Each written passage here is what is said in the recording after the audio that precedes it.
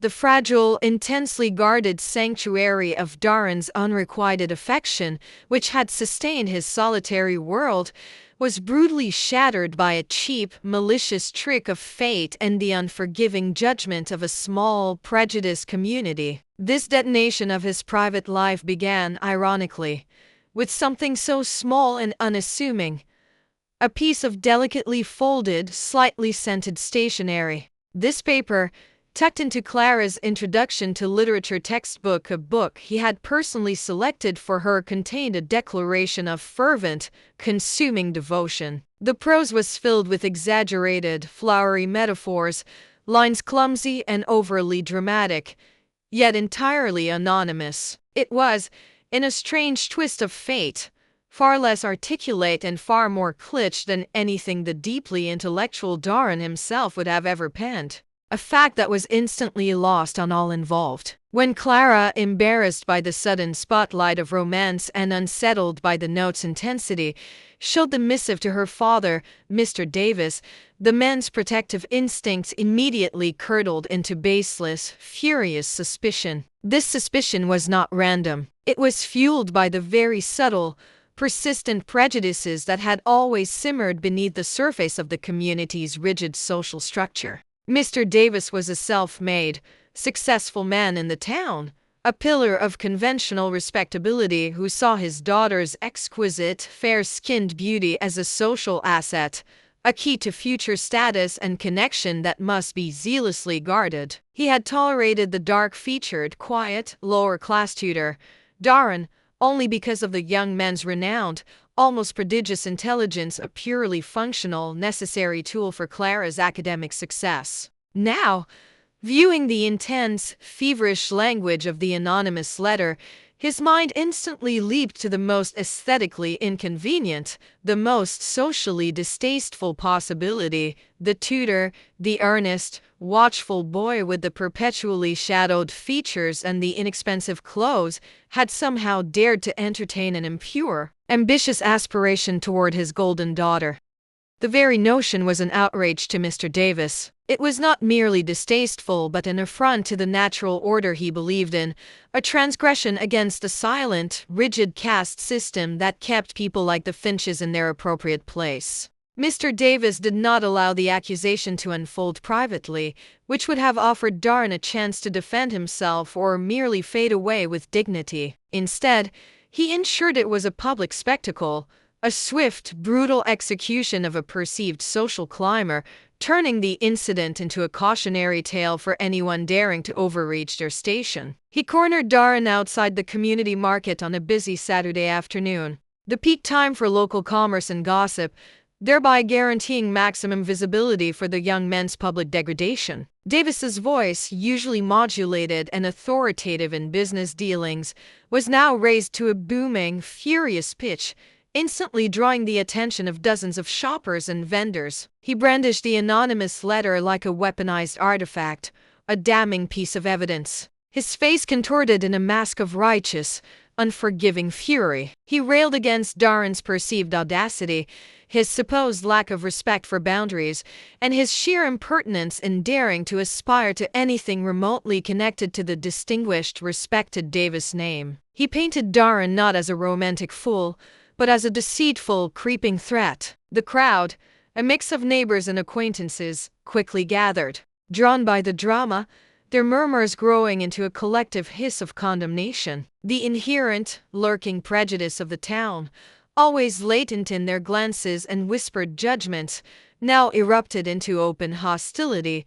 Here was the odd one, the silent, smart one, the one who always seemed to think he was better than his station, finally exposed as a scheming, predatory creep. They saw only the dark features, the inexpensive, worn clothes, the intense, sometimes awkward intellectualism that had always marked him as an unsettling outsider, and they immediately confirmed Mr. Davis's predetermined verdict. The narrative was simple, clean, and perfectly aligned with their biases. The darkness had tried to touch the light. The spectacle reached its horrifying climax in a moment of sickening, visceral violence. Mr. Davis, his control utterly gone, his face purple with self-importance and anger, brought his open palm across Darren's face with a loud, stinging crack that seemed to echo in the sudden, appalled silence of the crowded street. The sheer force of the blow snapped Darren's head back, leaving a burning scarlet imprint on his cheek and filling his mouth with the sharp, metallic taste of blood and humiliation. He staggered backward, his mind reeling, but did not fall, his eyes wide, not primarily with physical pain, but with the utter shock of witnessing his total social annihilation. The stigma's mark was now physical, painted onto his skin for all to see, a scarlet badge of shame. The profound betrayal of his community was now complete and total. His usually lightning-fast mind could only register the devastating indifference of the faces surrounding him. No one stepped forward to defend him. Instead, they were fixed, morbidly savoring the drama, confirming every preconceived notion they held about his deviance and inadequacy. And then there was the soul-crushing silence of his own family. His brothers, Mitch and Tom, burly and loud, who would have loudly defended their own honor had someone so much as scratched their old truck or slighted their wives at a barbecue, offered absolutely no defense, no intervention, no denial of the grotesque accusation. Their absence and silence were a hammer blow, deafening and final, an unequivocal confirmation that they, too, saw him as nothing more than a worthless burden and embarrassing, inconvenient problem that was finally resolving itself through public disgrace. Darren did not speak a single word, could not physically force the air past a sudden blockage in his throat. He simply turned and walked away, every step an agony of exposed shame, the collective hostile gaze of the town burning into his back, the grand, dignified name Augustus feeling heavier than lead. The absolute, devastating truth, as it so often does in life, revealed itself in the shadow of the catastrophe, too late to salvage his dignity but perfectly timed to complete the destruction of his fragile heart. Days after the incident, days spent locked in the suffocating gloom of his attic room, staring at the chipped, scarred ceiling, nursing the remnants of his physical and emotional wounds, Clara sought him out. She came to the house, not in a grand, public gesture of defense, but in a quiet, almost furtive visit, managing to speak to him alone in the dense shade of the overgrown backyard, far from the judgmental ears of her parents or his family. She was visibly distressed. Yes, but her distress was rooted less in remorse for the catastrophic harm done to him and more in self-serving damage control. She finally confessed the truth that rendered his suffering so pointless. The letter had not been from him, but from Trevor, a young man of impeccable background, significant family wealth, and crucially, the kind of conventionally radiant, effortless good looks that the town revered and expected. Trevor was the man Clara actually loved, the man who represented the proper, desirable, and socially acceptable match for her status and future. The letter, she explained, hastily written in a moment of giddy passion, had been intended for a friend as a draft of her feelings for Trevor but mistakenly placed in the wrong textbook. It was an accident, a careless error on Trevor's part, yet the result was Darren's complete public ruin. He listened, utterly numb, the facts rearranging themselves into a final, inescapable pattern of despair. But the final, fatal blow, the true cause of his despair, came not from the letter's careless writer, but from Clara's own lips, cementing his inherent inferiority. Darren, his face still taut with the residual pain of the slap, looked at her, searching desperately for the shred of kindness and recognition he had so blindly treasured, only to find a cold, objective truth staring back. He did not ask for her love or her devotion. He only asked, his voice a raw whisper, why she had allowed the hideous lie to persist for days, why she couldn't have offered a simple, truthful defense when Mr. Davis began his assault. Her answer was chillingly direct, delivered without malice, but with the clear, cutting honesty of someone stating an obvious biological or social fact. "Darren, look at you," she said, her voice soft but terrifyingly firm. "Trevor and I are right. We belong together. You're smart, yes, and I value you as a tutor.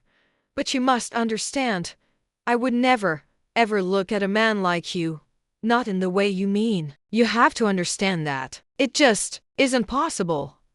The words, entirely devoid of anger, were a devastating hammer blow to his core identity. They were not an insult born of temporary cruelty. They were a confirmation of the social and aesthetic prejudice he had always suspected. She confirmed that his self-deprecation was not merely paranoid fiction, but empirical truth, a simple, non-negotiable reality of the world. He was fundamentally, intrinsically, irrevocably undesirable. He was marked, stigmatized, and the only person whose acceptance he desperately craved had just stamped his exclusion papers with her own mouth. His intrinsic worthlessness was confirmed, not by his cruel enemies, but by the person he revered, the woman who represented the light he could never reach. The next few hours were a blurred, silent descent into a terminal, all-consuming darkness. The shattered remnants of his ideals, the deeply held belief in the primacy of intellect over shallow appearance, the desperate hope that genuine kindness might ultimately outweigh social standing, turned into poisonous dust, coating his every thought. He retreated back to the isolation of the attic, the physical pain of the recent slap now completely eclipsed by the profound psychic laceration. He saw only one cold, logical conclusion.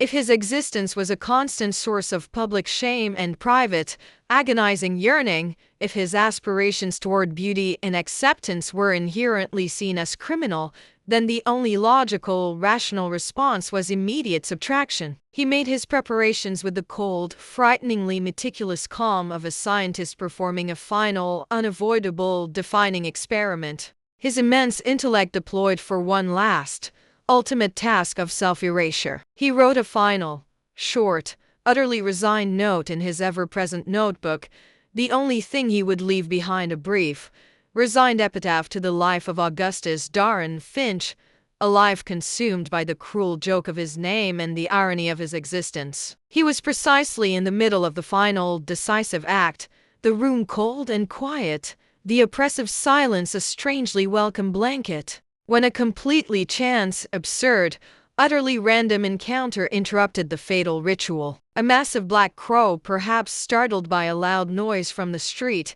flew headlong into the small, dusty attic window with a sickening thud. The sudden, violent interruption, the sound of the desperate, living thing hitting the glass, violently jolted him out of the necessary emotional vacuum he had built around himself. He paused, his heart instantly pounding a frantic, messy counter-rhythm to the absolute silence of the room. He stared at the bird, which now lay stunned, wings twitching feebly on the outside windowsill, utterly helpless. It was a dark, common, unlovely creature, a symbol of ill omen, but it was powerfully, tangibly alive, and its brief, desperate struggle for flight mirrored his own aborted finality. The moment passed, the absolute commitment to oblivion wavering, replaced by a lingering, toxic exhaustion. He did not finish what he started. He simply collapsed onto his meager cot, unable to move, unable to think, merely existing as a shell of pain,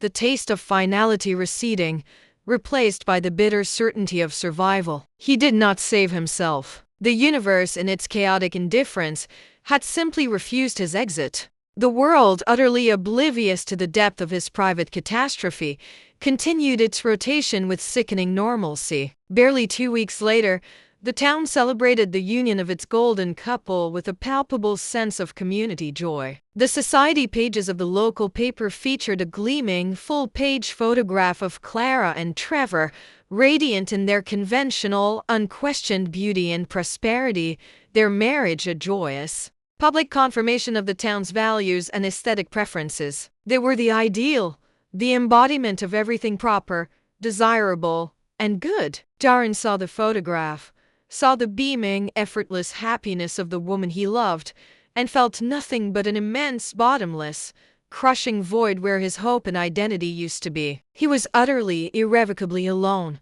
his ideals shattered beyond repair, his name irrevocably stained. The physical and emotional scars of the stigma marking him as a man permanently banished from the normal, beautiful world. The episode closed with Darren realizing that the crow's intervention was not a divine salvation, but merely a delay. He had survived the attempt, but the core, annihilating certainty remained.